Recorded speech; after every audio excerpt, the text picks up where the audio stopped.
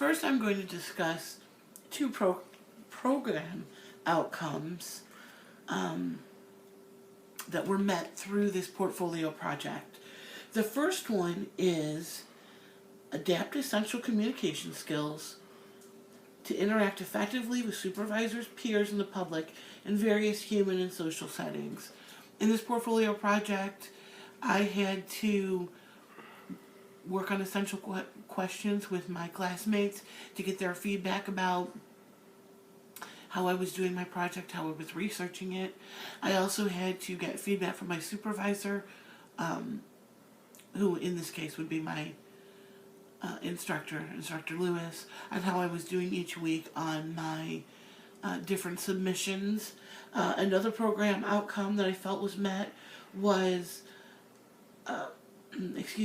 analyze and apply contemporary knowledge and skill sets to perform diverse administrative responsibilities in human and social services. I had to apply all of the knowledge that I received from this course into making my portfolio project a success. I had to know what was in my textbook, know the roles of the case manager, know where to go and investigate and research to know what was best for my client, what services I could offer my client, how I would need to be attentive to my client. So those were the two program outcomes that I think were met. As far as how tolerance, that workplace capability of tolerance, what I think it did was my portfolio project helped me to tolerate different backgrounds. The child I chose in my portfolio project was Dante, and he was a child, who was dropped from group home to group home for the emotionally disturbed children. Then he was placed in foster care, and then my job was trying to figure out if he was ready to go be reunited with his biological family. I am not aware of any or have experienced any type of background like that.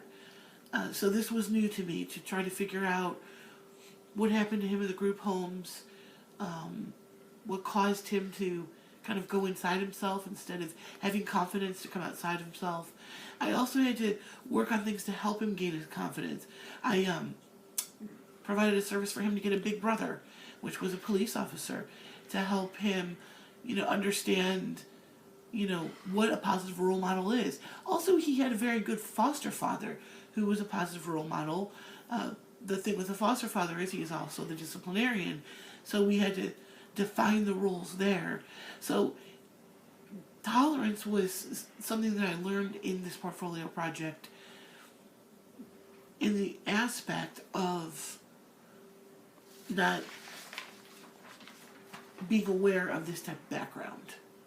Another workplace capability, of course, that I learned was communication. In this portfolio project, communication was key. As I was researching all of the things that I needed to do for my client, I was communicating with other professionals, with other agencies, with the biological family, the foster father, Dante himself, constantly communicating in order to make sure that everything I was doing was for the best of my client. And one more workplace capability that I really thought applied here was enthusiasm. I think that in order to be case managers, we have to be very careful to keep our enthusiasm.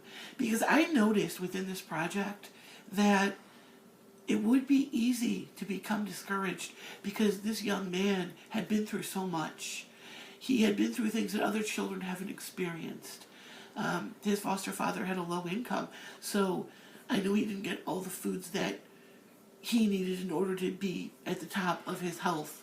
So I tried to coordinate food pantries from the Greater Cleveland Food Bank where he and his father could go and receive fresh food every 2 weeks. Also, I employed a company called Ohio Guidestone, which helped his foster father and his biological family to work together to parent Dante so that there's a continuity of care and discipline and, showing him how to live his life.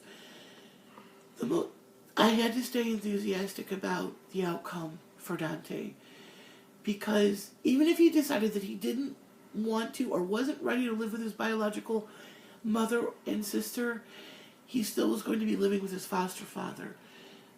And he was a good foster father. So I wanted to make sure that he was getting extra community services to help him stay with this foster father and not be placed from foster father to foster father to foster father, because that was one of the articles that I had researched, that a lot of these children they're affected mentally because they're placed from different place to different place to different place. There's no roots for them. There's nowhere for them to lay their head and say it's their own. So it was very important to me to stay uplifted and to try very hard to help this young man have a steady place to live and to grow. Thank you very much.